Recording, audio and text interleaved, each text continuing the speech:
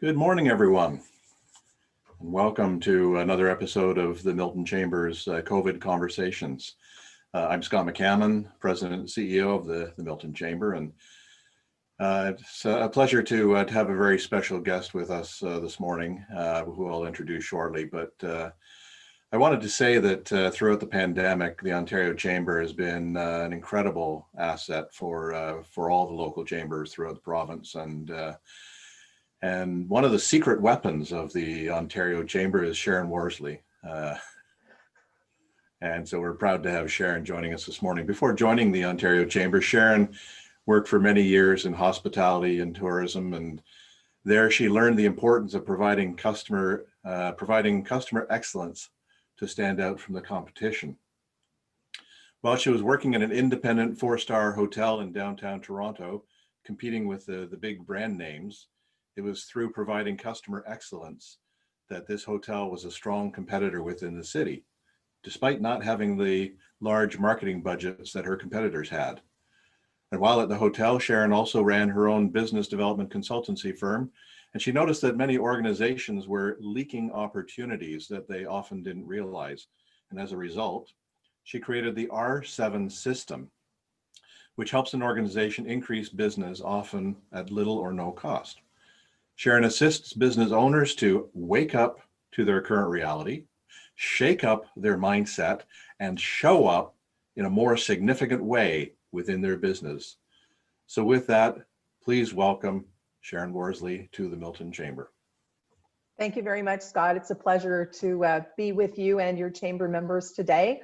And now I feel a little bit of pressure about being that secret weapon.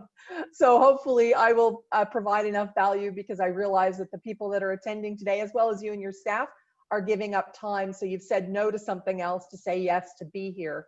So my intent is that everyone that is on this call today will walk away with some ideas that they can implement, often immediately, into their business that will cost, as Scott said, little to nothing to implement.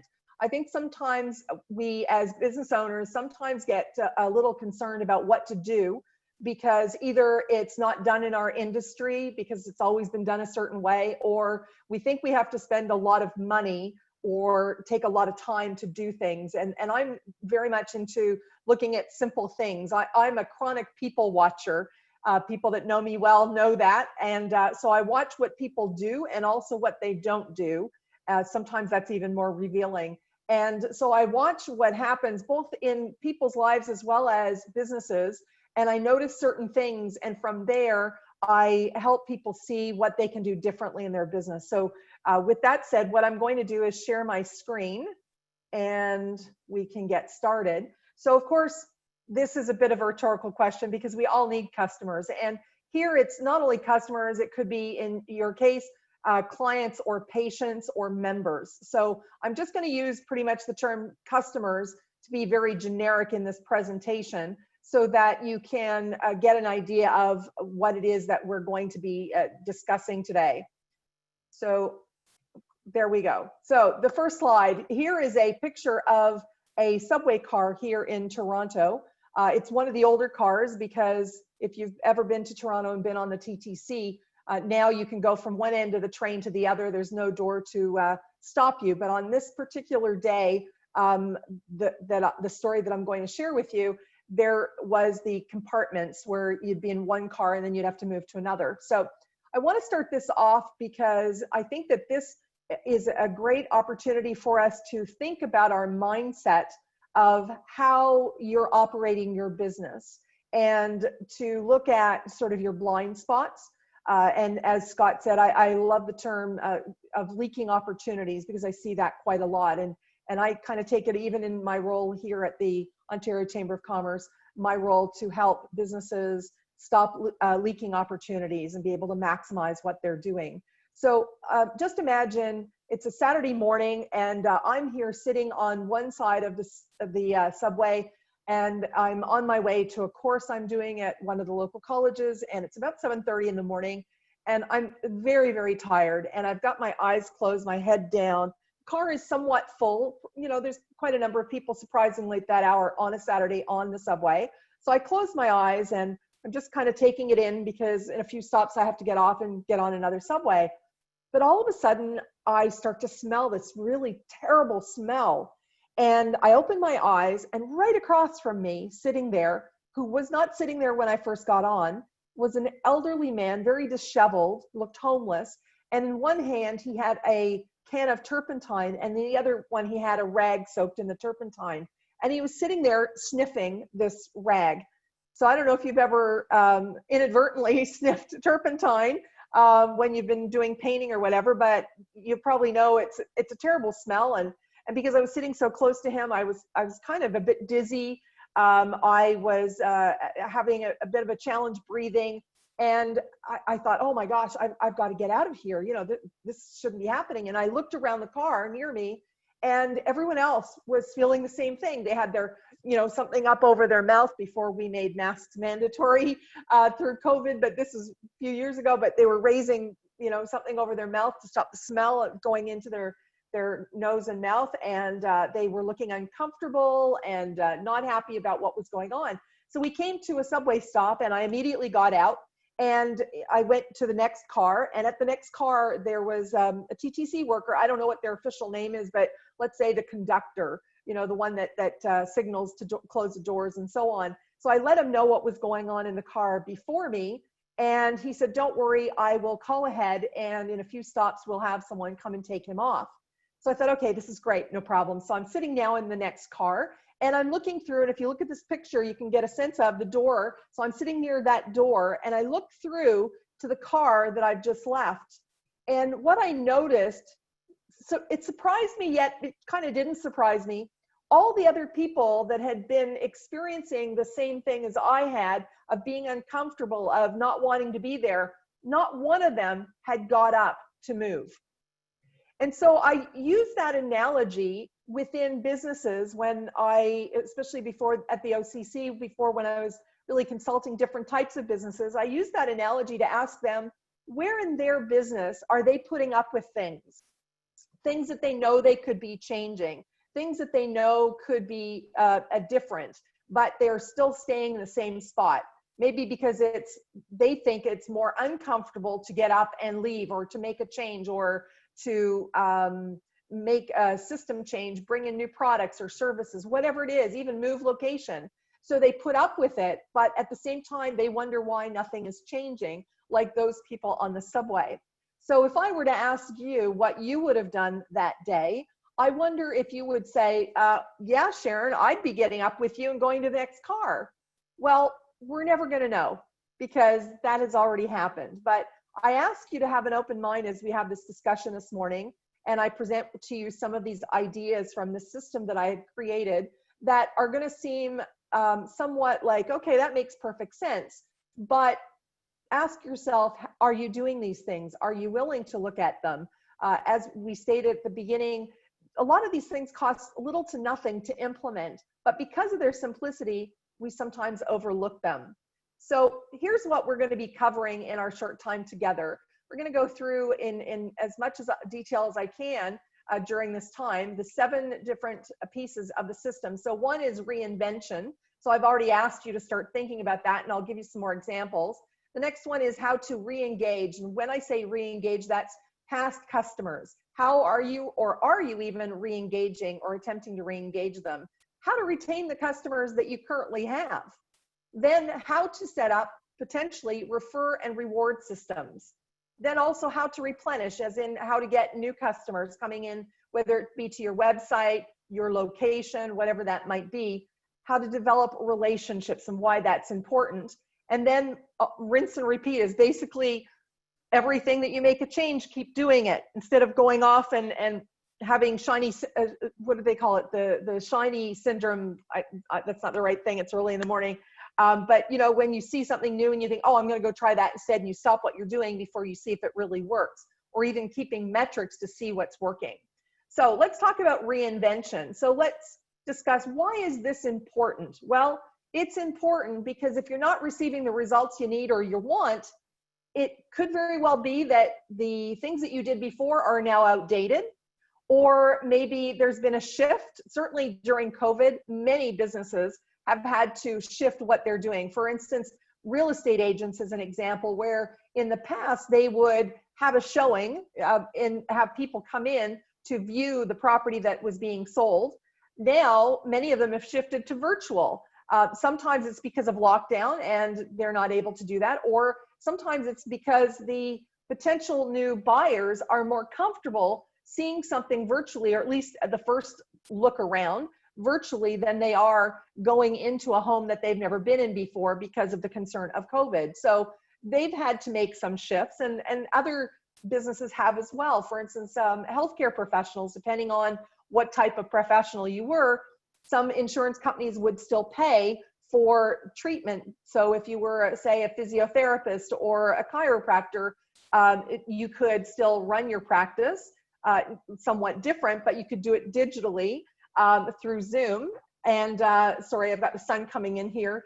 And then others, like massage therapists, were not allowed to conduct over the phone type of things, but there were still, and I'm going to give you an example of what they could do despite not being able to potentially be paid for that time.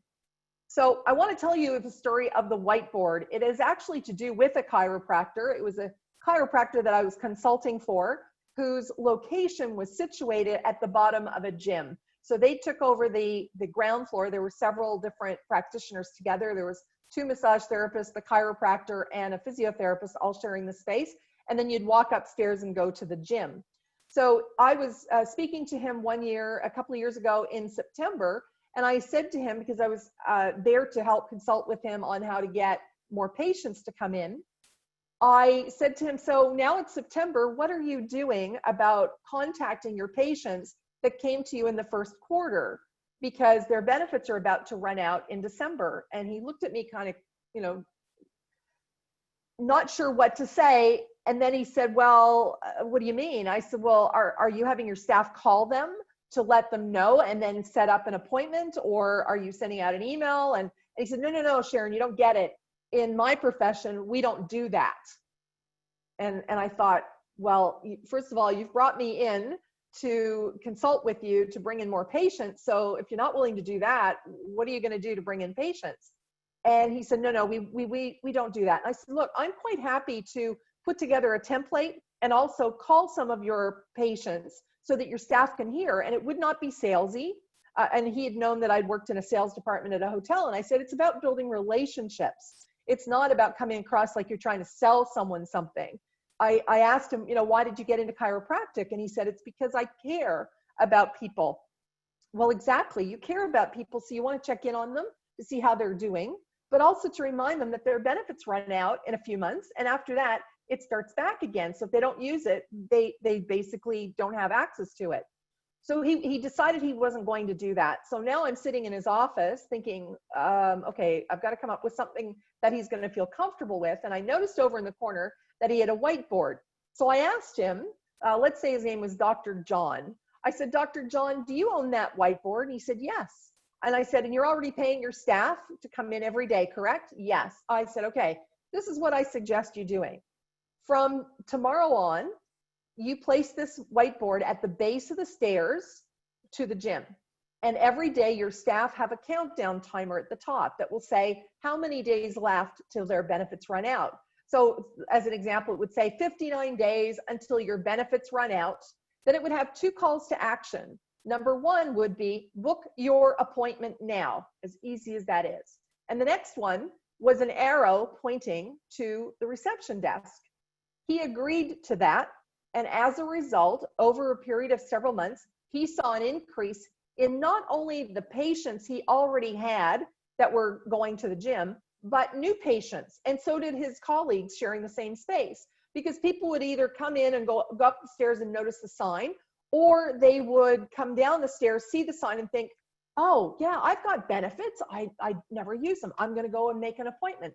So it was something as easy as a whiteboard that they were able to use to get more patients. And he already owned it. So this one cost nothing to implement except the time. So again, it gets into, things of how you can reinvent what you're doing. I think of things like, I have a perfect example. I was at subway analogy again. I was on a bus going to the subway one day, and there was a woman, we both got off, she got up ahead of me, and she had a backpack on. And on one side of her backpack, she had a metal water bottle. And the two clasps that closed the zipper were banging on the water bottle. And every time she took a step, it would bang and bang and bang and bang. And it got annoying in a way to be behind her, but I was just sort of walking to see what she was going to do, because on the other side of her backpack, she had space to move the water bottle, or she could have just moved slightly the two clasps of the zipper. So in this analogy, think about where in your business, you might not have to make a major change. It could just be moving the clasps slightly out of the way so that you don't have the same challenges, the same stress, the same problems that would happen if you keep things going the same way they are. So it doesn't always have to be something major. I'm going to give you some other examples as we go along, as other businesses where I've been able to either notice what's going on, or I've gone and shared with that business owner what they could be doing differently. First of all, one of the important things I'd like you, if you have a paper and pen handy to write down, is WIIF for Frank M principle, WIFM principle. Now, this is something that I did not invent. I kind of wish I did. What it stands for is, what's in it for me? And what that means is everything you do as a business owner, whether it be your website, whether it be the customer experience of dealing with either you or your staff, the content on your website, anything, delivery, whatever it is, you would be wise to be looking at everything, every experience, every contact with a customer from the what's in it for me principle, meaning what's in it for the customer to be doing business with you. What's in it if they go, say, to your website, say you have your website for your business. If they come to your website, is the homepage, for instance, all about you and what you do? Is it all about your staff? Is it all about, you know, the history of how long you've been in business, that type of thing? The WIFM principle shifts that around. You can still talk about that, but it comes from the perspective of what's in it for the potential buyer. So say, for instance, your store has been open for 30 years. What's in it for the buyer that you've been open for 30 years? So instead of stating that you've been open for 30 years, you could flip it around to the WIFM, where it's, we understand, having been in business for 30 years, the needs of our customers, they're looking for X, Y, and Z. And because of that, we created this product, or we provide this service. So this is a very important principle that many people don't think of, because again, so many people are putting on their website information about them, or their products or services, but not from the point of view of what's in it for the customer to do business with them. So always remember this. Now, what is your why? So when I say what is your why, what I mean is, why are you in business? I shared with you a few moments ago about the chiropractor was in business because he wanted to be able to help people have healthier lives. Now, your why, if you said, well, my why is, duh, Sharon, I want to be making a lot of money, that sounds fine. There's nothing wrong with that. However, what I have found over the years of examining different businesses or interacting or being a customer myself is the businesses that have a why of what they want to do, where it's bigger than just them, such as my chiropractor, you know, he wants to help people, helps you create a more compelling offer for people to want to be your customer. They will keep coming back. They will do what they can to bring other people to you. They will support you. And especially during these times, during COVID, it's really important to be able to have your why known to your customers, why it's important for you to be serving them. When you make it bigger than yourself, you are more successful and they benefit as well. It's so important to be relevant, especially in these times. I've seen so many businesses pivot. For instance, I heard the story of Louis Vuitton bags, where you know, the bags are $2,000, $5,000 and up for a handbag, for gentlemen that are not sure of the name, perhaps. And within about 72 hours, they had changed over their assembly line to make hand sanitizers. And so they realized that, okay, you know, we have to be relevant to customers out there. there's going to be few, if any, people that are really going to be interested in investing thousands of dollars into handbags right now. What can we do to stay alive as a company, but also to be relevant, to be able to provide a service or product that is going to be important for people to spend their money to be able to work with us? So relevancy is very important. So I'd ask you, how do you show your relevance? Is it in how you treat someone when they come into your location? Also, are your staff, are they doing that? Are you doing it through relevance on emails that you might be sending out, or product offerings, or conversations you're having with people on the phone? Especially now in the situation that we're going through, relevance is so important to be able to stay profitable and stay in business. The next section I want to talk about is re-engage. So why is re-engagement of past customers important? Well, let's think about it. How much does it cost you to get a new customer? Now, some of you may not have that data or have even maybe thought of it, but depending on what type of business you're in, so say, for instance, you do Facebook or Google ads, there's going to be a certain cost per click that you're paying. If you're paying a digital marketing agency to do that, there's also the cost there on top of that. If you're running a website, if you have staff coming in, there's a cost for you to bring in new customers. So if you can re-engage past ones, they're kind of that warm lead, as we would call when I was working in sales at the hotel. So when I first started there, I would reach out to, I'd go through our database, and if people had not been with us for a year or more, I'd reach out to them and, let them know that I was new, that I was, at the hotel. This was our offering. Were they interested in coming back? Why did they leave? Why hadn't we seen them? Was everything okay? What I find is that many businesses, when they lose customers, they never know why the customer left them. And sometimes they don't want to know because they're a little concerned to find out the truth. Again, depending on the type of business you run, it may be a bit more challenging to find out why someone hasn't come back to you. That's why many businesses, even retail stores, it's great to have an email list that people sign up for, and maybe as a result they get a discount on their next purchase or something, but you have some sort of list that you can be using to keep in touch with them. But say you were an accountant and the business that was working with you last year and maybe the 3 years prior to that, suddenly you don't hear from them anymore. Well, have you reached out to them to find out, is it because they've moved, they are no longer in business, they don't need your services, or is it because they had a bad experience?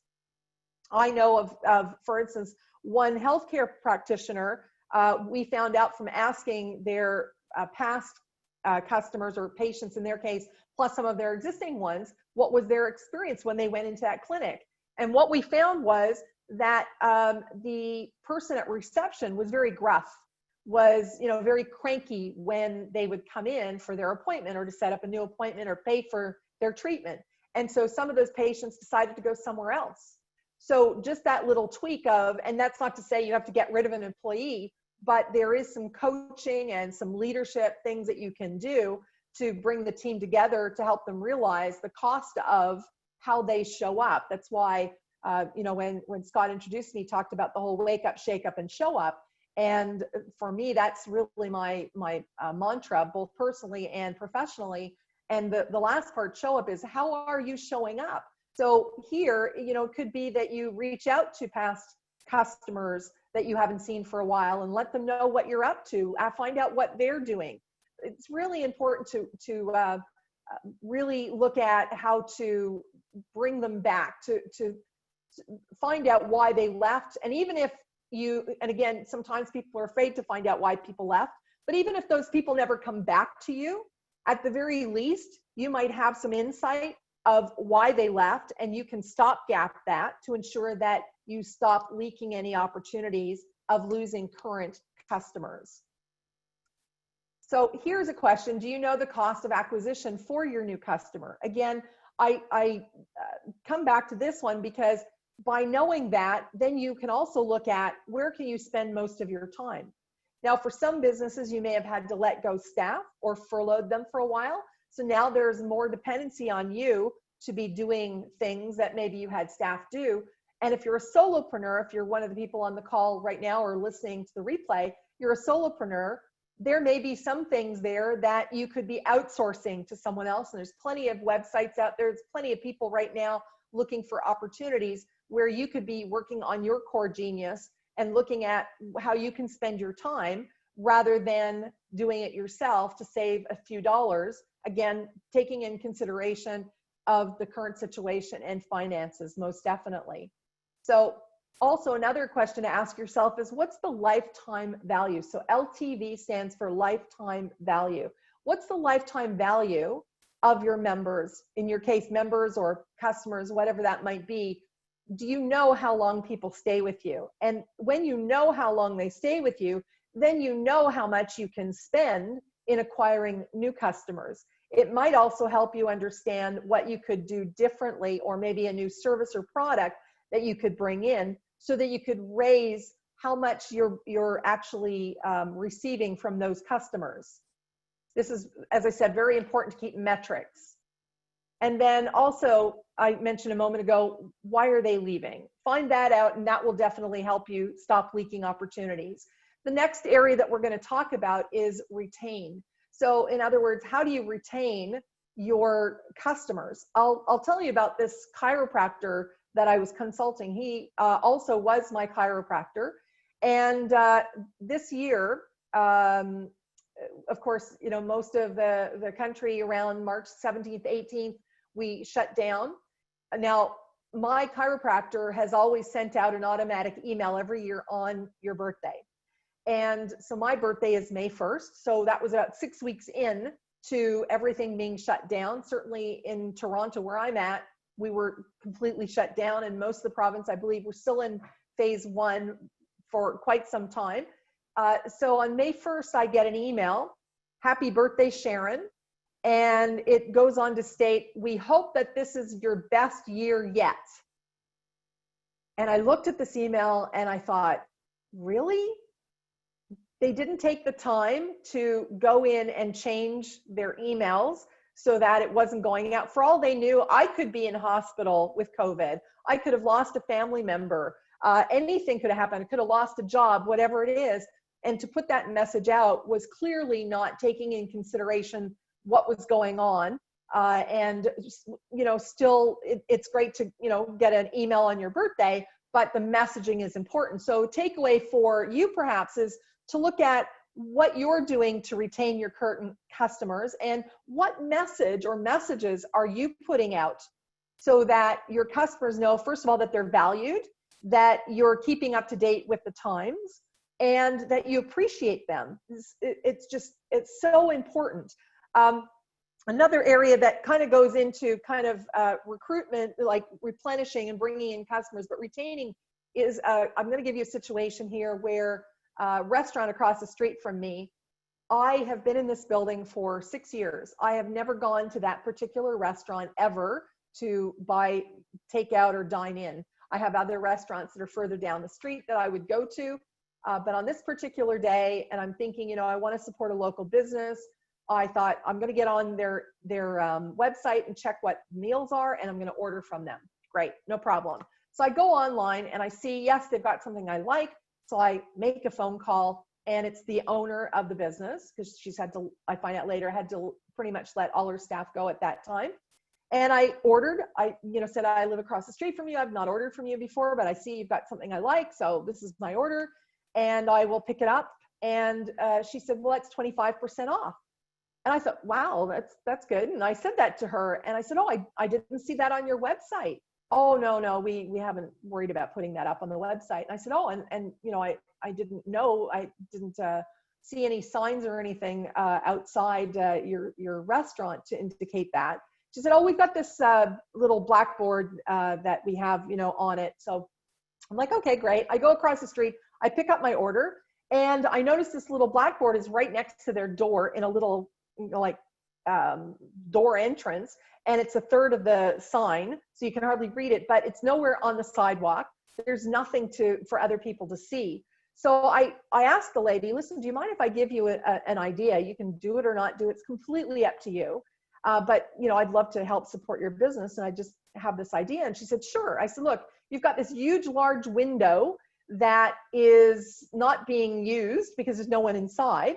And I said, my suggestion is to go and get a can of paint and a paintbrush and write 25% off right across the window, as large as you can. I said, it doesn't have to be perfect. And if in fact it's not perfect, even better, because then people will really relate that, you know, this is probably you doing this. And I said, that way, all the cars, and I'm on a main street here in Toronto, all the cars going by in either direction will see it. I've got 5 different bus lines that go by my street, and so right by that restaurant, plus people on both sides of the sidewalk would see it. So I left that with her, no problem. I went, enjoyed my meal, and I, you know, kind of kept a lookout over a few days to see if anything had changed. They didn't do that. I reordered a couple of weeks later after a long day of working, again, to support a local business, and still she gave the 25% off. Fantastic. Then I went to pick it up, and she said, well, we're about to open because we were now moving into phase 2, but we're going to be about a week and a half late. And I said, oh, how come? And, oh, we're going to paint all the outside. And I looked, and there was nothing wrong. Now, here's the thing. Some of you might be sitting here going, what's this got to do with sharing with me and my business? I'm not in the restaurant business. What I'd like you to do is to take the essence of what I'm talking about and see how this might be applied in your business, okay? So I looked, and there was nothing wrong with any of the outside of her restaurant. It didn't need any paint work that I could see. However, it took a week and a half to open, because that's how long it took for them to be able to get a painter to come in. And in the end, they could only set up 6 tables outside. Some of those tables, about 4 of them, I think, yes, 4 of them could only seat 2 people. So it's not even like they could have that many people come to the patio and be able to bring in that much business compared to takeout and delivery. So the other thing too is if it rains, people are not going to be coming in at all. So I noticed that, and one day I called and made my usual order, and she said, okay, that'll be whatever. And I said, oh, have you stopped the 25% off? And she said, oh yes, now that we've got the balcony open, we have shut off the 25% discount. And I thought, that's a missed opportunity, because at this point I was coming in and I, you know, was getting 25% off, but other people would have as well. If you're already paying 25 to 30% for something like Uber Eats or Skip the Dishes or whatever plan you're using, and that's great, then to be able to give a direct discount to the patron and ensure that they're coming to you rather than me getting on Skip the Dishes as an example and order from a myriad of different restaurants in the area, I'm going because I know I got 25% off there. So she missed that opportunity. Now, because of Toronto having to go back in the modified plan, they were not allowed to have people inside. And even when they did, they really only could have 2 people at the bar and 3 tables occupied apart from their patio. Now they have a 15% off sign for people that want to sit on the patio or order. But it's written on a tiny little sign because now they've got the outdoor patio set up with walls and everything. So people can't really see it. She's done it, which is good, but maybe a little too late. So just wanted to talk about, you know, the importance of why it's important to look at how you can retain the customers that you currently have and what you can do about that. So when was the last time you looked at the offering to your customers? Is there something different that you could do? Is there a new product or a new service that you could add in that you'd been thinking of for a while but hadn't?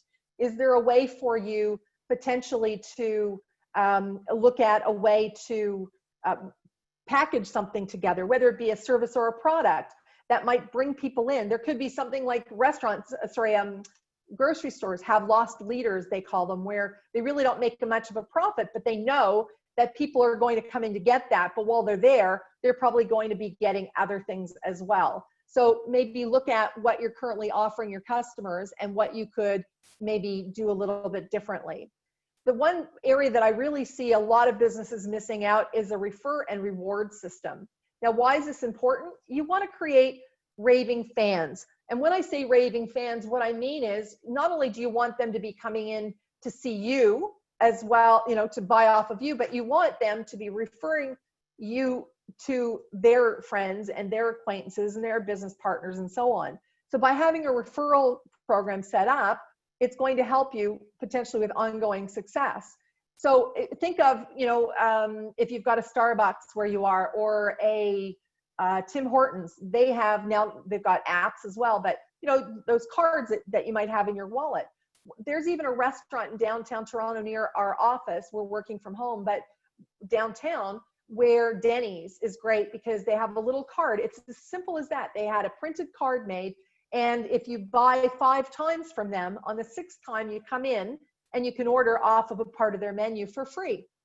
And during COVID, I did have to, one day I did go down to our office to do some printing that was necessary, but I purposely brought my card because indoor dining was allowed at the time.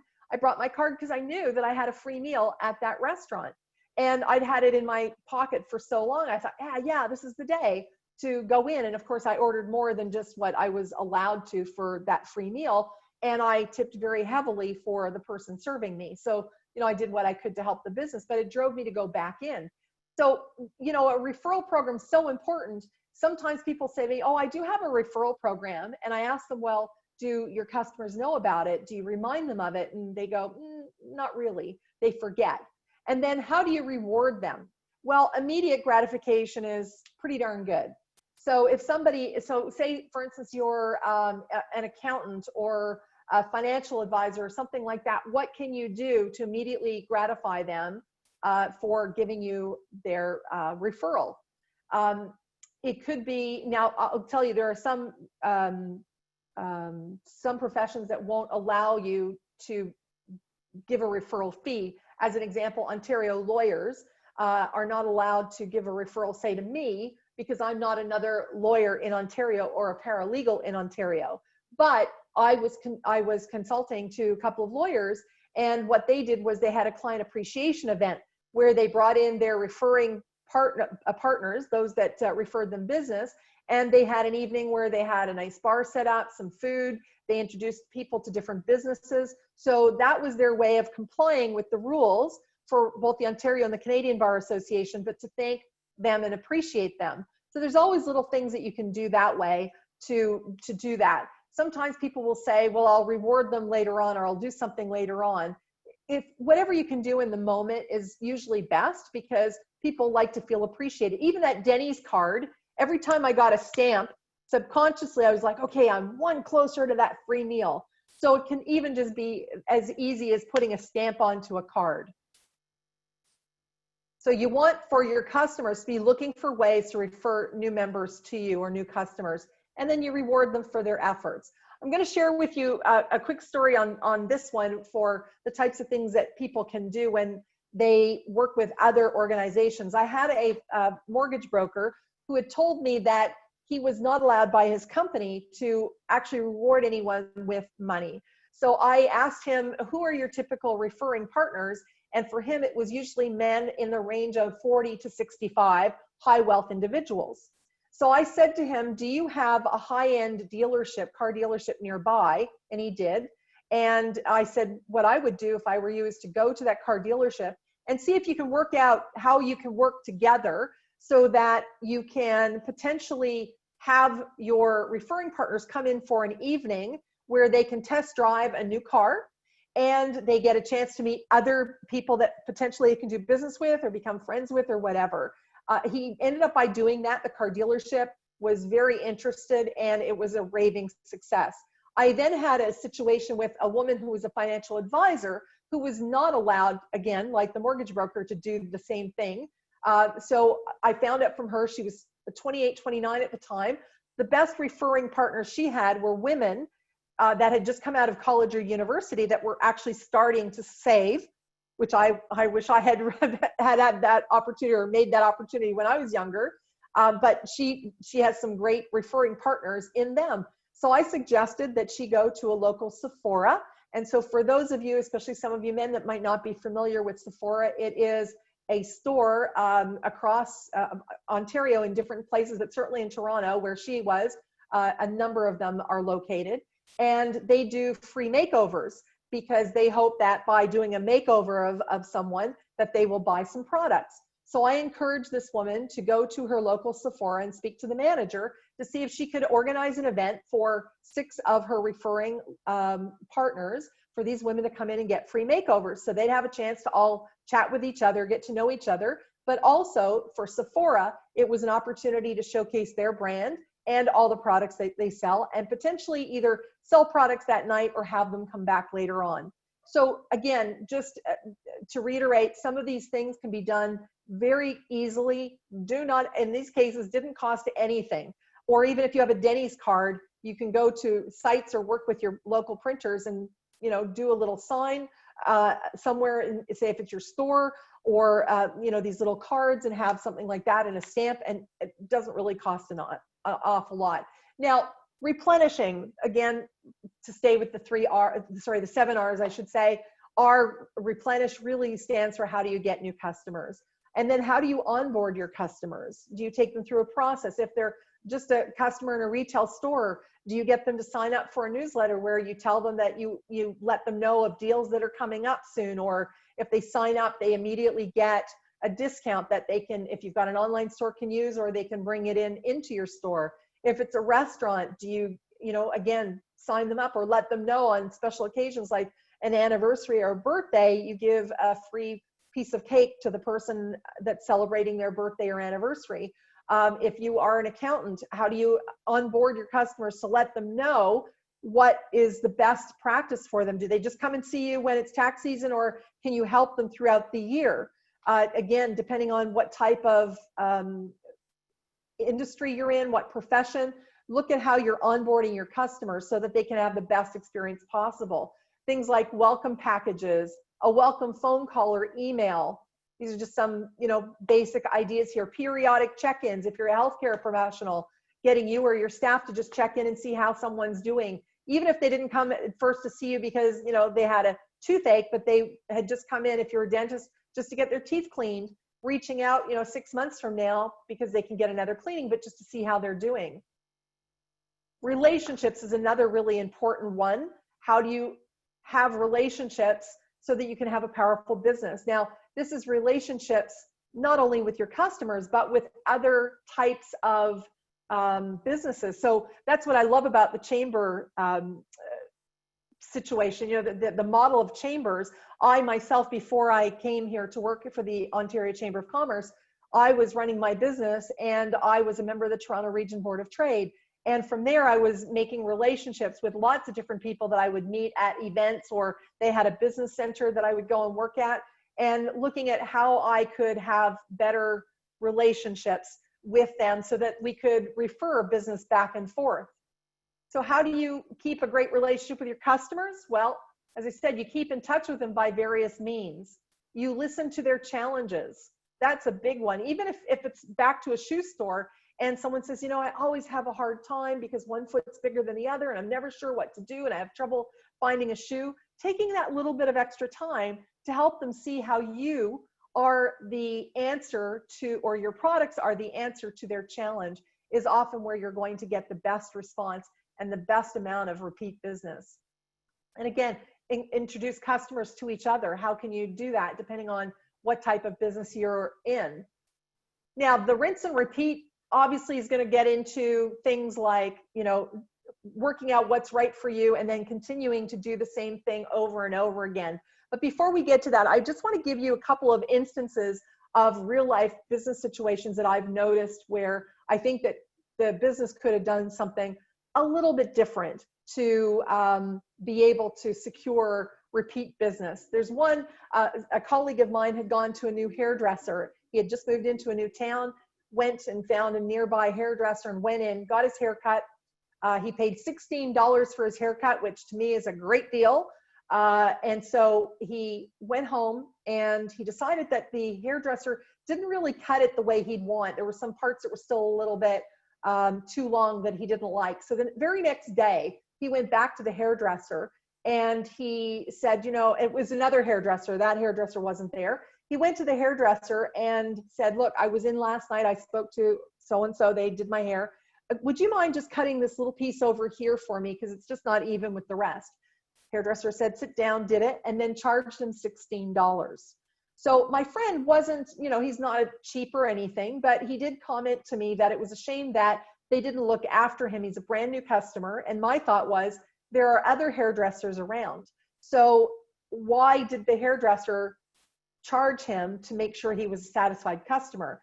But then I said to him, it could be that both hairdressers are not working for themselves, renting chairs from the salon, but rather are employees. And maybe the employer, the owner of the business, has never given them permission to be able to do things like this, that they'd be on the hook if they did things like that. And I know from my time working at the hotel that we would empower our front desk staff to, if, say, for instance, you arrived to check in, it was 3 o'clock was check-in time and you were there, but maybe last night there was a citywide convention and all the rooms were full and all our staff were trying to clean the rooms in time for check-in, but now you were there and your room wasn't ready, then our staff could easily ask you if you wouldn't mind going and waiting in the bar and have a free drink on the house, or do something like that, or then send up to their room a really nice plate of fruit and cheese that they didn't have to go and ask their boss for.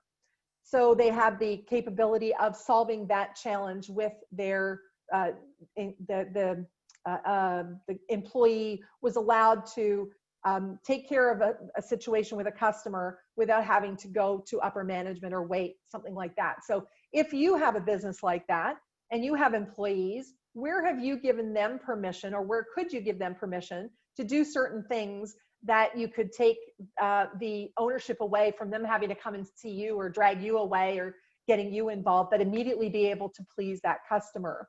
I think of, one place I went to a few months ago where I had ordered from a restaurant, like a take-in coffee shop type of place, one of the big brands. I had ordered a piece of, I think it was banana cake or carrot cake, and I brought it home and it was really crusty and I didn't even eat it. I had to throw it out. I went in the following week to get some new piece, and the owner was there serving me, and I said, yeah, I came in last week and I ended up throwing it out. It was really crusty, so I just want to make sure that before you give this to me that this is fresh. Now, he's lucky because I came back in. I may not have come back in if I was another customer. What he could do, first of all, he didn't apologize for the inconvenience. He didn't apologize that it was a bad experience. He also didn't, give me a free piece of loaf. I wasn't asking for anything, but just imagine if I was someone else and he said, listen, this is on us. I apologize about this. What really is it costing him? If it's $3.75 and he's got a 50% margin on it, as an example, or even lower, it's even if it's $3.25, $3.75, what's that worth but having me keep coming in again? So it's those sorts of things that you want to be looking at. How can you create a better experience? The gym I go to when they're open, the gym I go to, they have a weighing machine near their offices. And the challenge is you have to take off your socks and get on the scale. And then you put your socks and shoes back on. And I had mentioned to the general manager, especially in the wintertime when people are coming up with their boots, that it would be great to have a little seat nearby where people could sit down. I said, first of all, you don't want people to fall, but also where the location is, it's right in the middle of all your offices. So, they're trying to put their shoes and socks on and your staff are walking around them. That was another idea I gave to him, never happened. So again, these are the sorts of things you want to be considering, the experience that you can have for your customers. Be proactive rather than reactive. And if they do come to you with ideas, consider them. Maybe talk to your staff and ask them, what are some of the complaints you hear? What are some of the challenges that you have in your role? And see how you can fix that so you can reinvent. So the rinse and repeat, again, you establish systems and processes that are going to take the stress and frustration away from you, your customers, and if you have employees as well. So some things to consider. Do you want to be average or do you want to be the best at what you do? Sometimes that means breaking away from what other people in your industry are doing, or other people that are your friends or family say, do not, don't do this, don't create a wave, don't be different. But especially now during COVID, this I think is a wonderful opportunity for us to really look at our businesses, with a microscope and see how things are working out, how they're not, and what can be changed. So I'd like to turn this time over back to Scott, and I'm going to stop sharing here, and would love to know if there's any questions or if anyone has any comments. And just a reminder to everyone that's tuning in that you can put your questions into the chat box, and I'll ask them of Sharon. In the meantime, Sharon, I'm thinking about your example of the restaurant with the whiteboard. Mm-hmm. And there are a lot of businesses that during the pandemic, in the early days of the pandemic, they may not have had a digital footprint. They may not have done anything in terms of e-commerce. So their whiteboard, their chalkboard now was on the internet. Right. They're kind of doing it, but not really knowing how to do it. Right. Do you have examples of how, either through Digital Main Street, where people, now have consultants to help them, improve their digital footprint? Are there examples of how companies have done things better? Oh, absolutely. There are, and again, being at the OCC, we often get in calls from businesses that aren't even members of a chamber because they're looking for, what can we do? What are the opportunities? And if a company has not been on Digital Main Street before, now is a perfect time to be able to do that, to see what you can be doing to have the ability to service your customers through internet, through e-commerce. It's not always going to work for every type of business. So it really depends on the type of business you're in. But then it's looking at the opportunities and the resources that are out there, because sometimes, especially when it comes to digital, I've got an internet marketing background. I've spent a lot of times like critiquing websites and, helping people build their lists and so on. So I definitely understand the frustrations. And I think sometimes businesses are overloaded, especially now, and they think, oh, I can't possibly think of doing another thing. There's just too much going on. But it's important to just break it down. And then if you have a number of different priorities, perhaps look at the ones that might give you the best return on the investment of your time, such as, having an e-commerce store, having a digital footprint. Is that really potentially going to be the best? And then also seek out the experiences of other businesses that have made changes. If, especially within the chamber, people talking to other chamber members or to you, Scott, and saying, what have you found? Or can you connect me with this business? Or, reaching out to a local business that you saw were operating in a certain way and now they're operating in another. Now, it might not be a direct competitor because they may not want to share, but again, it could be a completely different industry. I know that when I first looked into becoming a professional coach back in 2002, before everybody became a life coach, and if I told people, I'm training to be a coach, people would go, oh, what sport? It's like, no, it's not a sport. But I personally went through over 300 websites. And that was in 2002, because at the time I was building my website, I wanted to see what people were doing and what they weren't. But those websites were not only of coaches, and I'm also a professional speaker. I went through over 200 of those. It wasn't just to see what they were doing. I went on to like Hudson Bay. I went on to Canadian Tire. I went on to all sorts of websites to see what they were doing. So I encourage people to look at what are people doing, especially now during COVID, that you can take away a couple of examples, even if it's not in your specific industry. Yeah, and the add-on is that there are resources out there like a Digital Main Street or the Toronto Board of Trade's RAP program that can provide value for no cost to businesses as well, right? Absolutely, and that's why I'm saying, sometimes it's not that the person or the business doesn't want to move forward with something. It's just they feel overwhelmed. They hear about like the ones that you've just mentioned and think, oh gosh, not another thing. I can't do it. But by at least looking into it, by making inquiries, seeing what's available, and understanding that just something like that might allow you to keep your doors open, might allow you to bring your staff back, may allow you to not go into debt, may allow you to, in fact, grow your business, are something to be taken into consideration. It really comes down to it's up to you. So we've got a question here that I just have to scroll up to see it again. All right. Do you have any tips for how to improve the next experience with a customer who is a good long-term prospect but has been difficult to manage on your first interaction? So it would depend on what the difficulty was in that first interaction. If it was something that, say, you or your staff failed to do, then it's an apology. People go a long way with apologies, you know, if it's sincere.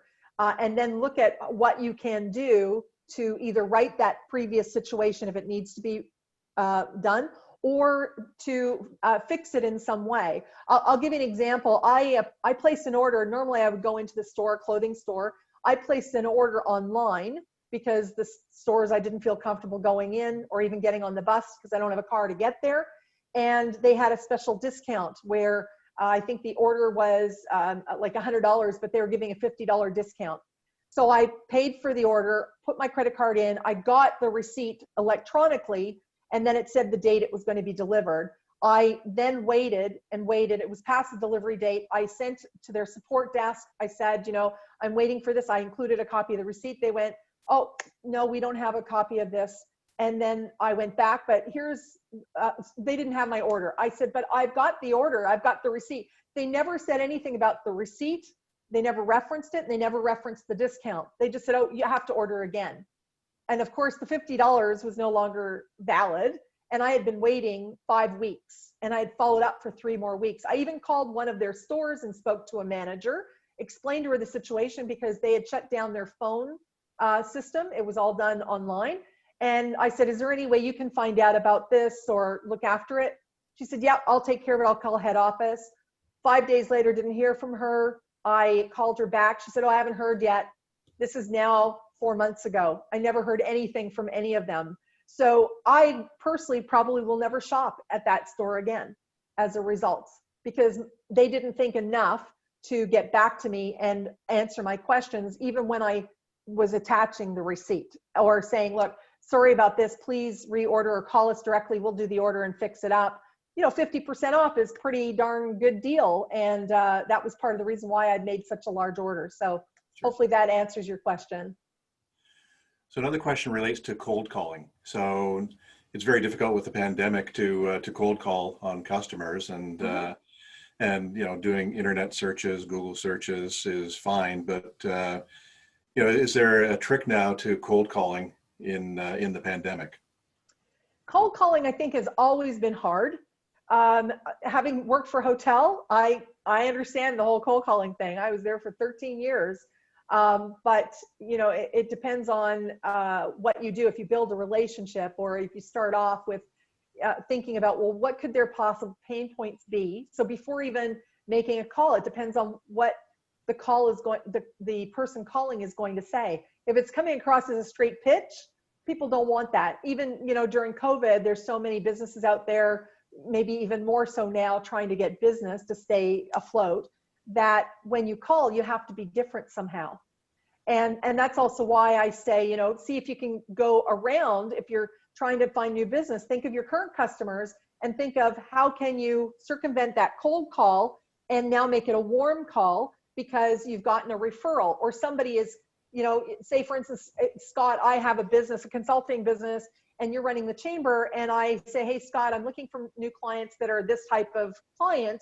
Can you think of anyone? And because we've got a good relationship and you can trust me, you know, there's certain businesses that would, you know, be able to benefit. And you go, let me call so-and-so, and then I'll connect you. So that's a way of arranging that cold call to be more of a warm call. If it's just a straight cold call, then I go back to the WIFM principle. What's in it for me as the person at the other end of the phone to listen to you?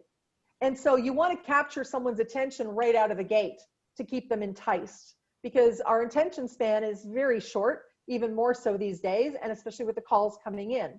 I don't recommend leaving voicemail straight off. I didn't when I was at my hotel, and it wasn't pandemic time. But the reason I say that is you want to try and get the person when it works. You don't want to leave a voicemail and say, please call me back, because chances are they're not going to. Also, consider the time you're calling. What time of day are you making the cold call? Are you doing it sort of around lunchtime where they might be taking a break? Are you doing it just before they're about to leave the office? Are you doing it on a Monday morning at 9 a.m. when they're starting their week and now their inbox has been flooded? So if you look at it and think, okay, you know what, maybe I'll make a whole bunch of calls on a Tuesday morning from 10 till 11:30, and you just go one after the other. So these are some things that you do want to consider, but obviously right up front, you've got to be able to exhibit the reason why they should listen to you and stay on that call. And also ask them, you know, is this the right time to chat? If they kind of warm up a little, because it might not be, or they only have a few minutes, but they might go, yeah, you know what, I'm interested, but I'm really busy right now, or I've got a customer. Can you call me back in 10 minutes? Give them that option. So do you think people are saying, well, don't call me, don't send me anything, because I really want to do another Zoom call, because we don't have enough Zoom calls?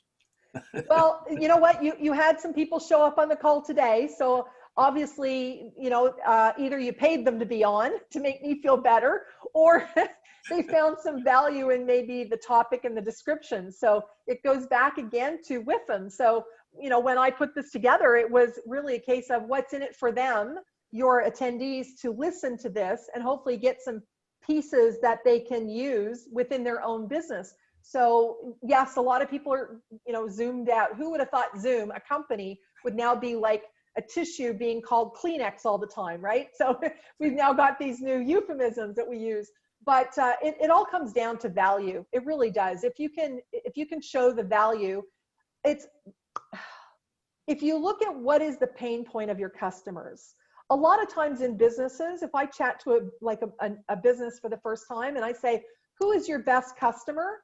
They go, everybody.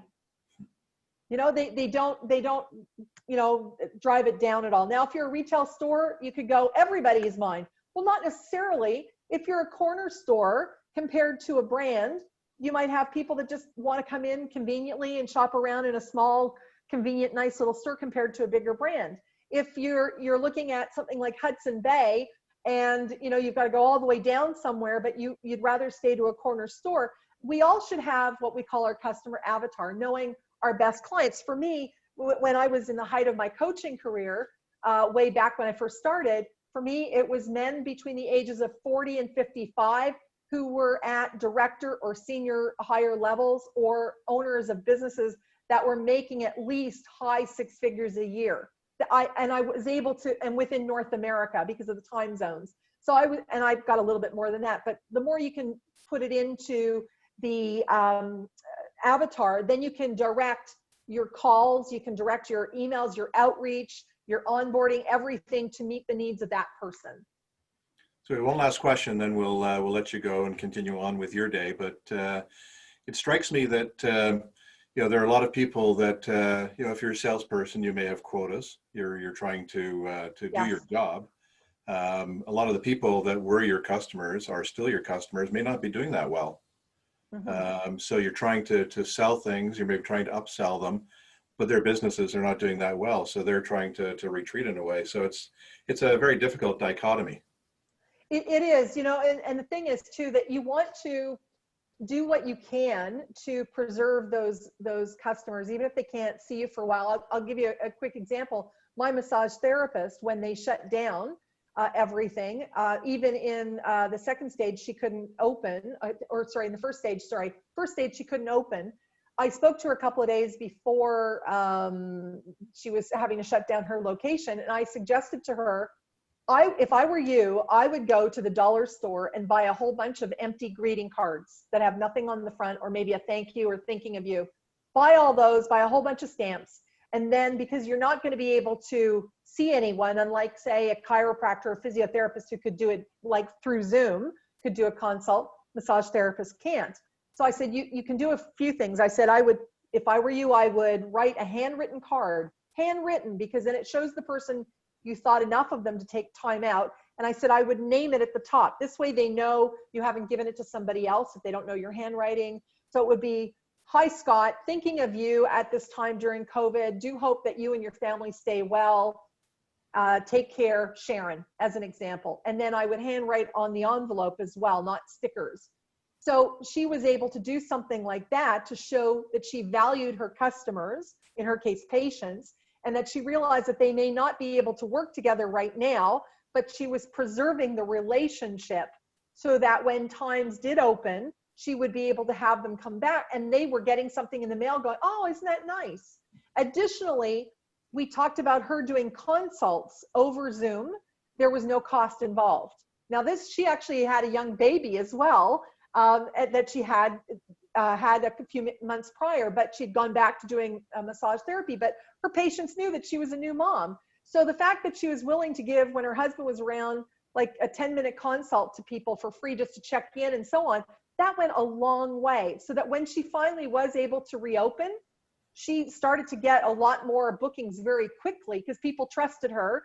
They knew that she was using the right protocols and that she valued them as a patient. And I think that in this situation, and sorry for being long-winded, I just wanted to give a really great example. What businesses can be doing now, if they're not getting any business from their regular customers, look for a way to connect with them. It could be a quick phone call. You know, it's very easy to send emails, but think of your own email boxes that get filled. Or if you do it in such a way that it's not like my chiropractor who says happy birthday on May 1st when we've been locked down since the middle of March, right? It's like, yeah, I'm not having that great a birthday, and this year isn't going all that great. Could be worse, but not going great. So these are the types of things that people can be doing, is looking at the best way to communicate your appreciation of the value of your customers.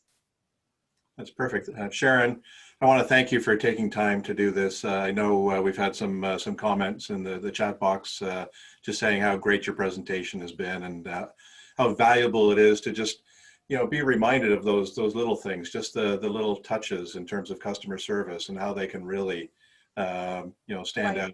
out in any time, but in Yes. times of crisis as well. So And what I'd like to sort of just finally just sort of say, goes back to how you introduced me, is the wake up, shake up, and show up. Wake up, folks, to what you're currently doing. Shake up your mindset, how you could be doing things differently. And then finally, show up the best way you can to your staff, your customers, and your community. and also in the opening, we said that you were the secret weapon of the Ontario Chamber. It's not a secret anymore in Milton. Now everyone Excellent. knows the power of Sharon. So again, you know, we really want to thank you for being part of this, and thanks to everyone for tuning into to this episode of COVID Conversations. And that's it for this episode. Thank you, Sharon. Stay well. Bye-bye.